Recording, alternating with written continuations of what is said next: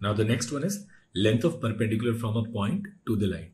So suppose we have this line which is given by AZ bar plus A bar Z plus B equals 0, and then we have a point, say Z0, and we need to find perpendicular distance of this point from this line. Now suppose this A is some P plus iota Q and Z is X plus iota Y.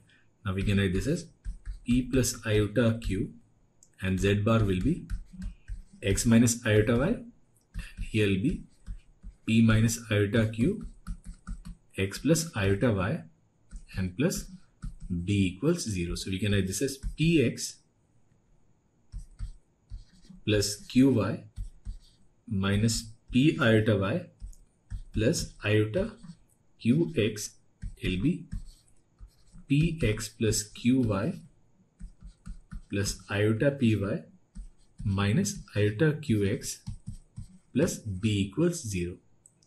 Now this iota Py and iota Qx will cancel, so we'll get this equation as 2Px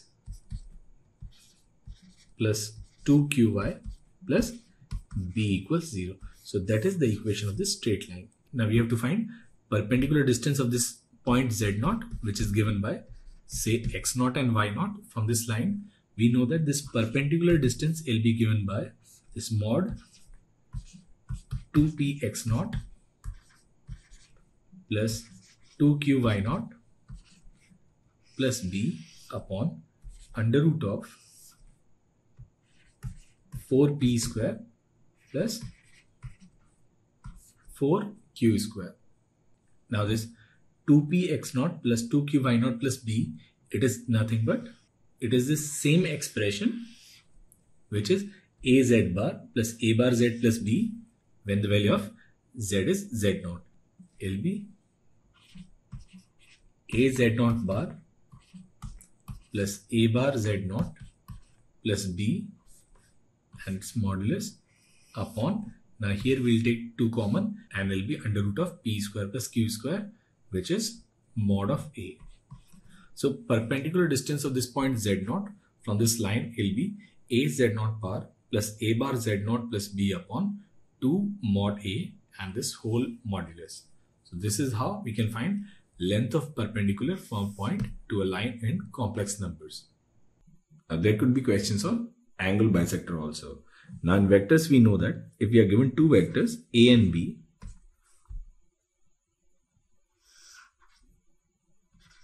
then its internal angle bisector, it is given by A cap plus B cap. Now we'll use the same fundamental here. Suppose we have two complex numbers Z1 and Z2.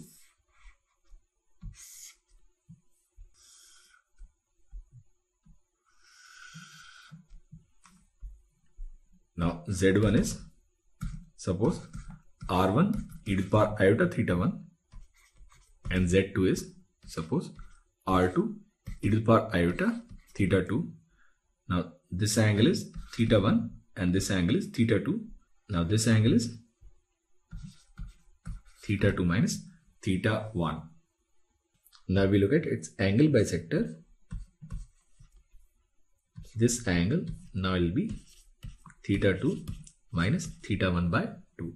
So this entire angle from positive real axis, which is say alpha, it will be theta 1 plus theta 2 by 2. Any complex number in this internal angle bisector direction, which is say Z, will be given by some R and then e to the power iota theta 1 plus theta 2 by 2. Now here the question is, if P is cos theta comma sin theta and Q is cos alpha minus theta comma sin alpha minus theta, then Q is obtained from P by which of the following transformations? So in this question what we are given is, we are given a point P and let us say this point P is e to the power iota theta. Now we take its reflection about real axis, then we'll get this point which is say P dash, and it'll be e to the power minus iota theta. So this angle is theta and this angle is also theta. Now what we'll do is we'll rotate this vector OP dash by an angle alpha. Now this point will be e to the power iota alpha minus theta, and which is nothing but q. Now if we look at this angle is 2 theta minus alpha, and this angle it is alpha minus theta. Now if we take angle bisector of OP and OQ, then this angle will be theta minus alpha by 2. So basically this point Q is reflection of P about this line. Now we need to find equation of this line. So for that we have to find its slope, and for its slope we have to find this angle.